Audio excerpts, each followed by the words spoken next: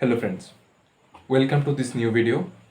আজকে ভিডিওটা বানানো কী করে ভালো করে পড়াশোনা করতে হয় এবং অল্প পড়াশোনা করেও কী করে ভালো রেজাল্ট করা যায়। ভিডিওটি বানানো নিজের পার্সোনাল টিউশন লাইফের এক্সপিরিয়েন্স এবং নিজের স্টুডেন্ট থাকার সময় যে জিনিসগুলোকে আমি ফলো করতাম বা করি এখনও, সেগুলোকে ভিত্তি করে আজকের ভিডিও বানানো। First point, study table. স্টুডেন্টরা যেখানে পড়াশোনা করতে বসবে সেই স্টাডি টেবিলটা অবশ্যই পরিষ্কার পরিচ্ছন্ন এবং নিট অ্যান্ড ক্লিন হতে হবে। কারণ যদি আশপাশটা পরিষ্কার হয় তাহলে পড়াশোনায় মনোযোগটা খুব তাড়াতাড়ি বসবে এবং পড়াটা খুব তাড়াতাড়ি মনে থাকবে। Next point, keep the phone and other electronic gadget away. এখনকার সময় পড়াশোনার যে সবচেয়ে বড় বাধা সেটা অবশ্যই মোবাইল, এবং পড়াশোনার ক্ষেত্রে সবচেয়ে হেল্পফুল জিনিস যে electronic gadget, mobile, laptop, computer etcetera. কিন্তু এটা কিন্তু সেই সাথে হেল্পের সাথে সাথে সেটা আমাদের লসও করে। কী করে লস করে? মোবাইল যদি অনেক সময় মোবাইলে দেখা যায় মোবাইলের ডাটা অন, তখন একটা জিনিস করতে গিয়ে পড়াশোনা করতে বসলে মাইন্ডে ডিস্ট্র্যাক্ট হয়ে যায়, তখন অন্যদিকে মন চলে যায় আর পড়াশোনা করা হয় না, অনেক প্রবলেম হয় পড়াশোনার ক্ষেত্রে। তার জন্য যখনই পড়াশোনা করতে হয় এখন তার জন্য মোবাইল অথবা অন্য কোনো আদার ইলেকট্রনিক গ্যাজেট যেগুলো আছে সেগুলোকে দূরে সরিয়ে তারপরে পড়াশোনা করতে হবে, নাহলে কিন্তু মনটা পড়াশোনা থেকে বারবার ওই ইলেকট্রনিক গ্যাজেট যে মোবাইল বা ল্যাপটপ আছে সেদিকে মনটা চলে যায়। Third point, try to study in a group. পড়াশোনা করার সময় নিজের যেমন পড়াশোনা করবে সেই সাথে গ্রুপ স্টাডি 5 জন 6 জন, অবশ্যই সেই বন্ধুরা নিজের সার্কেলের এবং ভালো বন্ধু যাতে হয়। ভালো বন্ধু এই সেন্সে, পড়াশোনা এমন যদি হয় যে একজন বন্ধু একটু কম বোঝে বা আরেকজন বন্ধু খুব বেশি বোঝে, তাদের সাথে নয়, নিজের লেভেলে যে স্টুডেন্টরা আছে তাদের সাথেই পড়াশোনা করলে ভালো। কেন ভালো?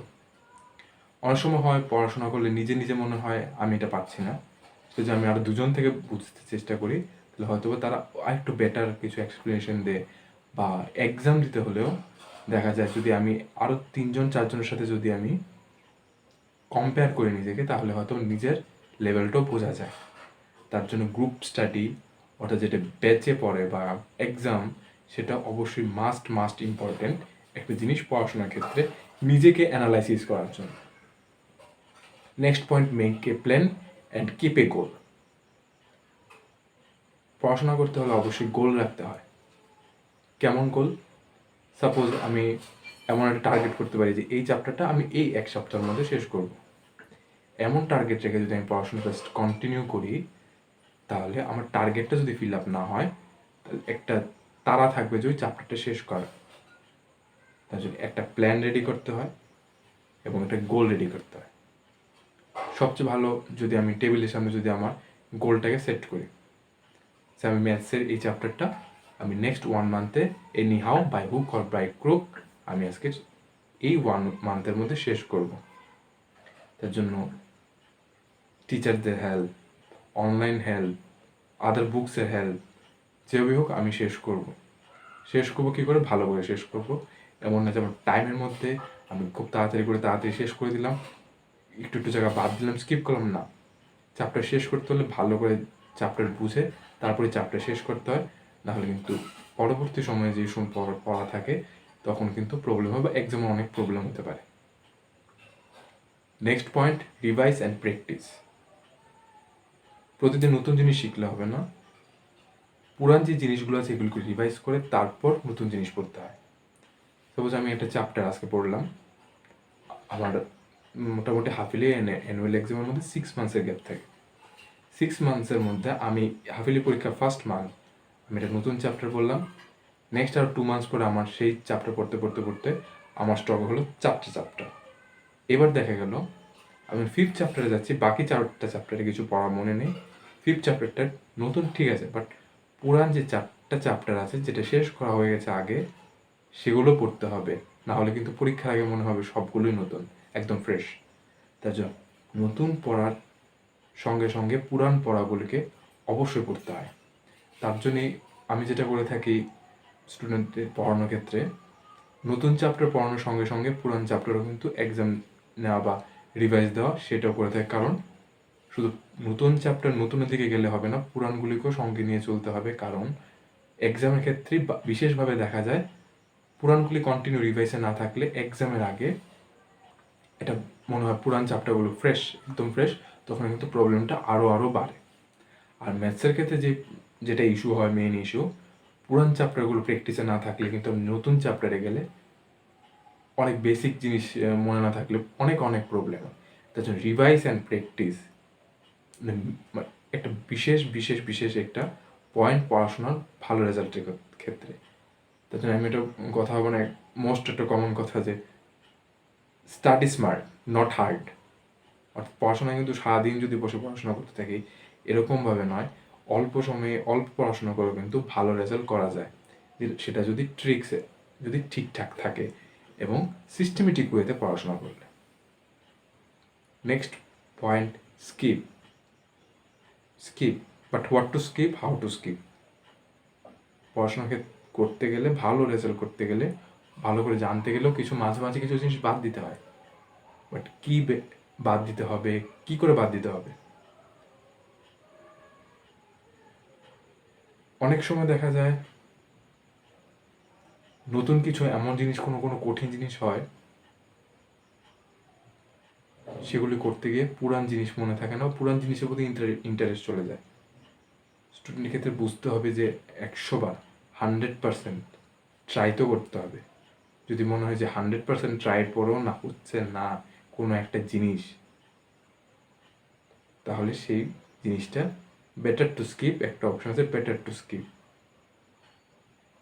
সব জিনিস নিয়ে পড়াশোনা করাটা যেমন দরকার, মাঝে মাঝে কিছু কিছু ছোট ছোট জিনিস বাদ দেওয়া দরকার। Next point, take a break.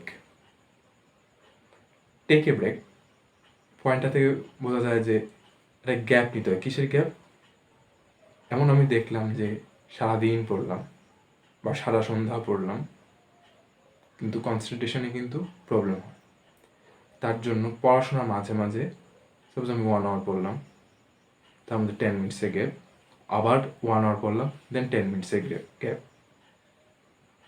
তাহলে হয় কি, এনার্জিটা আবার রিস্টোর হয়, পড়াশোনা করতে খুব ভালো হয়। আবার সেই কথা, স্টাডি স্মার্ট নট হার্ড। সারাদিন বই নিয়ে বসে থাকা মানেই কিন্তু সে ভালো স্টুডেন্ট না, সে সারাদিন পড়াশোনা করছে না। পড়াশোনা করতে গেলে একটু ব্রেক নিতে হয়, কন্টিনিউ লং প্রসেসের মাঝে একটু সময় এক্সট্রা সময় কাটানো, সেটাও করা দরকার। এই প্রসঙ্গে একটা ছোট্ট গল্প বলি। একটা দৌড় প্রতিযোগিতায় দুজনের জন্য সেম ডিস্টেন্স। একটা লোক খুব দৌড়ালো, আরেকজন লোক দৌড়ালো, রেস্ট নিল, আবার দৌড়ালো, আবার রেস্ট নিল। দুজনের মধ্যে কে পৌঁছলো তাড়াতাড়ি? যে লোকটা আস্তে আস্তে রেস্ট নিয়ে তার যে গোল পয়েন্টে পৌঁছলো সেই কিন্তু আগে গেল। কিন্তু কি করে, যে লোকটা কন্টিনিউ দৌড়ালো সে ঠিক তার গোল পয়েন্টে পৌঁছার আগে সে অসুস্থ হয়ে যাওয়ার জন্য সে গোল পয়েন্টে পৌঁছতে পারেনি। কিন্তু যে লোকটা গোল পয়েন্টে পৌঁছানোর জন্য মাঝে মাঝে রেস্ট নিল, সে কিন্তু তার মধ্যে এনার্জি রিস্টোর হলো এবং সে কিন্তু আলটিমেটলি সেই গোল পয়েন্টে পৌঁছলো। তার জন্য পড়াশোনা মাঝে মাঝে একটু গ্যাপ, কিন্তু সেটা গ্যাপ নেওয়ার মানে এটাও না যে পড়াশোনার মাঝে সেইটা চ্যাপ্টার থেকে বাইরে বা টপিক থেকে বাইরে এতটাই গ্যাপ নেওয়া পুরোপুরি ডিস্ট্র্যাক্ট হয়ে যাওয়া। তার জন্য গ্যাপ নিতে হবে, সেটা লিমিটেড টাইম, লাইফ টাইম। ওকে, সো এটা ছিল আমার 7টা পয়েন্ট আমার পার্সোনাল লাইফের উপরে অ্যাপ্লাই করা। তোমার যদি ভালো লাগে তোমরা অবশ্যই ফলো করতে পারো, এবং তোমাদের মনে যদি নতুন কোনো পয়েন্ট থাকে সেই পয়েন্টটা কমেন্ট বক্সে বলতে পারো, যাতে সবাই দেখতে পারে, সবাই জানতে পারে। আজকে ভিডিওটা এই পর্যন্তই। আর বাকি বাকি আপডেটের জন্য অবশ্যই চ্যানেলটা সাবস্ক্রাইব করতে হবে, লাইক করতে হবে এবং শেয়ার করতে হবে। Thank you.